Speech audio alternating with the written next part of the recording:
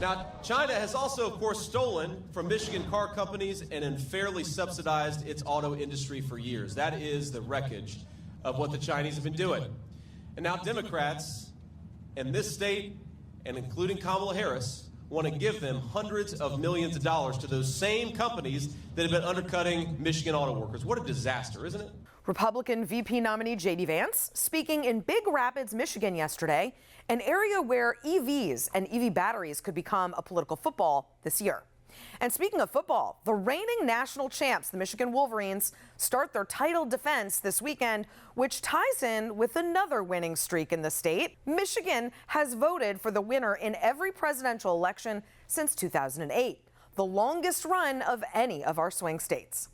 For more on all things Michigan, I'm pleased to be joined by David Dulio, professor of political science and the director of the Center for Civic Engagement at Oakland University near Auburn Hills, Michigan. David, good to have you here. Good to be here. Thanks for having me. Okay, let's start with where J.D. Vance was yesterday, Dave.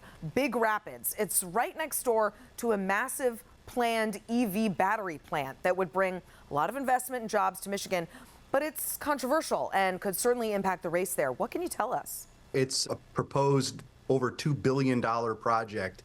The Goshen EV plant near Big Rapids really is a big issue here in Michigan. It's got a years-long history dating back to late 2022, but the idea really picked up steam and frankly controversy in 2023 when state government, led of course by Governor Whitmer, paved the way for hundreds of millions of dollars in incentives to go toward this project. And in total, over $700 million in state funding has been promised. How many jobs are on the line for that EV plant? Do you know? So in the short term, it's a couple hundred construction jobs, and then between 2,000 and 2,300 permanent jobs at the plant. Wow. I mean, that's significant in any community, but especially in a community like that. And in general, Dave, how does the issue of EVs versus traditional gas-powered vehicles play politically in Michigan?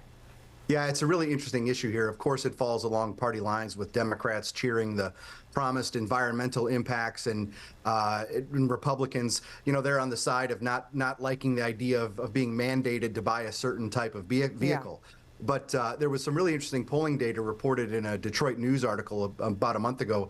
55% of voters in Michigan thought that it was important for Michigan to compete aggressively to be at the center of EV manufacturing, but less than a quarter said that they would consider buying an EV as their next vehicle.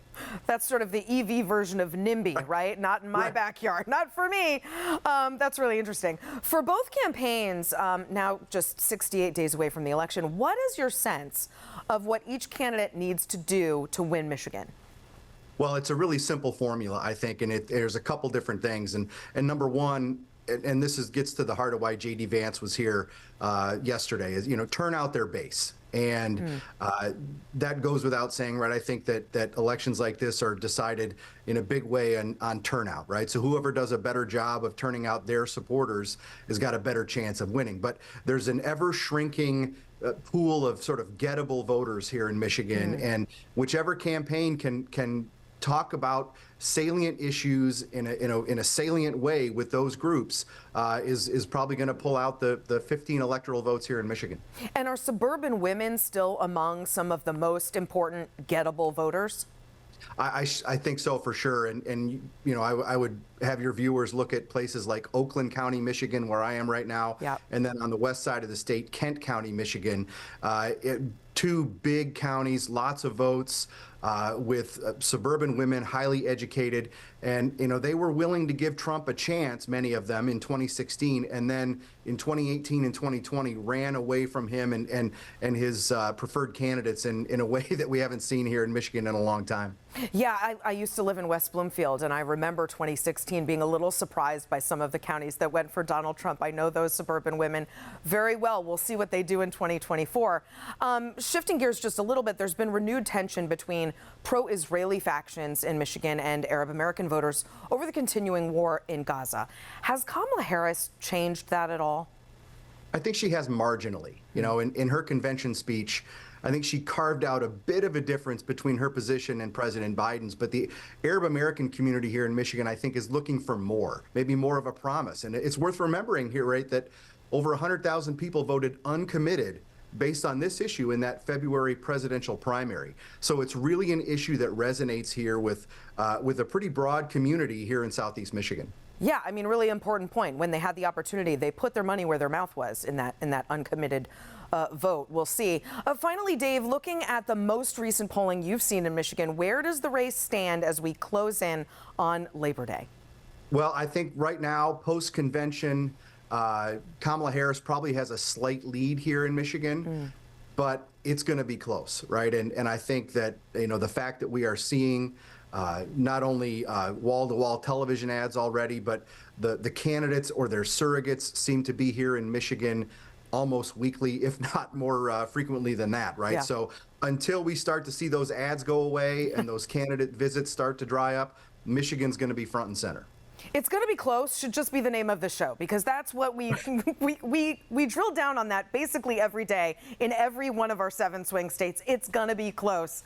David Dulio from Oakland University in Michigan, thanks so much. This was great. Thank you. Up next, the latest electoral math and a look at where the fight for 270 electoral votes stands. But first, voters in Michigan weighing in on the presidential race there. Battleground will be right back. The United States as a whole needs to be looked at from a completely different perspective, and I think that Harris does bring that perspective that the United States needs. I don't know who I want to support. I don't know if I want to support Trump or Kamala Harris. I believe if Donald Trump ever gets into power again, he will destroy democracy and he will destroy this country. I wouldn't be surprised either way, honestly.